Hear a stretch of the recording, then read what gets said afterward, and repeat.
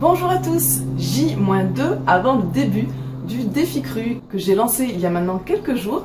Je rappelle que ce défi consiste à augmenter sa part d'aliments crus dans son alimentation et à expérimenter un changement alimentaire pendant 3 semaines. Donc ça peut être de mettre plus de crus ou 100% d'aliments crus dans son alimentation ou de supprimer un ou plusieurs aliments. Donc par exemple le café, le blé, l'alcool, les produits laitiers, le sucre raffiné.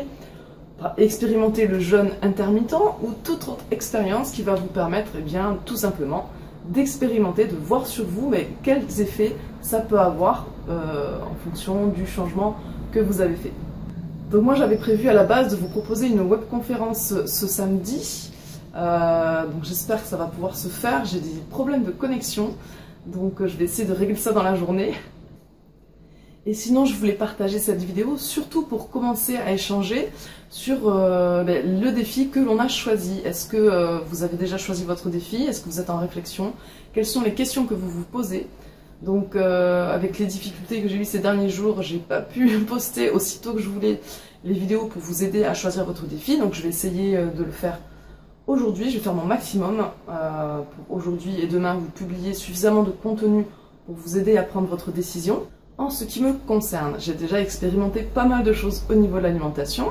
Donc j'ai expérimenté le 100% cru, j'ai expérimenté la cuisine, j'ai expérimenté l'alimentation sensorielle, j'ai expérimenté les fruits exotiques, le jeûne intermittent, le jeûne sec, l'alimentation hypotoxique. J'ai expérimenté pas mal de choses. Et donc là, en ce moment, là où j'en suis, donc aujourd'hui, je me définis comme crudivore flexitarienne. Et donc, pour différentes raisons, je ne mange pas 100% cru, je ne vais pas en parler dans cette vidéo. Vous pouvez aller voir ma vidéo crudivore flexitarienne depuis 11 ans. Par rapport à mon alimentation, là où j'en suis, ce que j'aimerais expérimenter aujourd'hui, c'est de prioriser la qualité de l'aliment à la quantité. Voilà, ça fait des années que j'expérimente le cru avec un budget qui est très serré. Et donc, je pense que c'est le cas de beaucoup de personnes. Et donc, du coup, on a beaucoup favorisé aussi avec mon compagnon avec qui j'étais à l'époque, avec nos enfants, d'acheter les produits les moins chers. Donc, ce qui revenait le plus souvent, c'était les bananes, c'était les pommes aux producteurs à la saison, c'était, en fonction des saisons aussi, ça dépend. Les carottes. Après, c'était toujours les mêmes produits qui revenaient. Et du coup, au niveau du corps, le corps est comblé dans ces aliments-là. Et au niveau gustatif, l'intérêt est moindre. Puisque, bon, je ne sais pas si vous le savez, mais j'aurai l'occasion de vous en dire encore plus sur l'alimentation sensorielle. Mais quand le corps a besoin vraiment d'un aliment, les perceptions sensorielles, le goût, l'odeur vont être vraiment extraordinaires, vont être vraiment très très bons. On va vraiment prendre du plaisir à manger. Alors que si on n'a pas besoin d'un aliment, tout simplement, il va être inintéressant, fade ou désagréable. On va avoir du mal à l'avaler, on va se mordre la langue, la joue par exemple, ou le recracher carrément. C'est ce que les bébés font lorsque on leur donne un aliment qu'ils n'aiment pas, ils le recrachent direct, ça rentre pas, hein, c'est bloqué.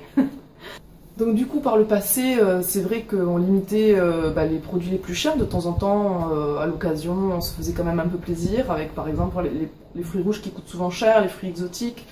Les pêches nectarines à la saison qui souvent coûtent cher, à moins d'avoir une fois on vivait dans la Drôme, on avait un producteur de pêche nectarine bio juste à côté qui était vraiment pas cher, on achetait des plateaux, il nous faisait des prix, c'était vraiment super délicieux, on se régalait, on a fait le plein. Du coup voilà, si on n'a pas de producteur à côté, mais c'est compliqué, c'est certains produits, fruits coûtent très cher. Donc du coup, pour ce défi, j'ai décidé de prioriser la qualité à la quantité. Et je me suis dit, quitte à manger un seul fruit le midi, un seul légume le soir, mais je veux que ce soit des produits que je ne mange par exemple pas souvent, ou alors que je mange de temps en temps, mais je sens que mon corps en a besoin et je prends vraiment plaisir. J'ai vraiment envie de prioriser ça. Et vous, où en êtes-vous dans votre réflexion? Avez-vous choisi votre défi? Êtes-vous encore en réflexion? Donc n'hésitez pas à partager vos questions, vos décisions sur les commentaires YouTube ou sur le groupe Facebook Défi Cru. Comme je vous l'ai dit, à la base j'avais prévu de proposer une webconférence samedi. Je ne suis pas encore sûre de savoir si ça va pouvoir se faire avec mes problèmes de connexion. Dans tous les cas, je serai présente d'une manière ou d'une autre.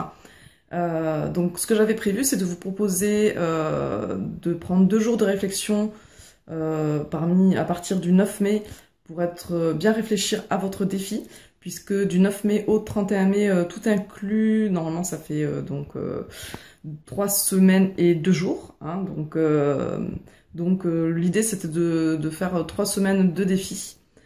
Donc vous avez encore un petit peu de temps pour réfléchir, je vais vous publier du contenu et n'hésitez pas à poser vos questions, je vous répondrai avec plaisir. Je vous dis à très vite, bonne réflexion!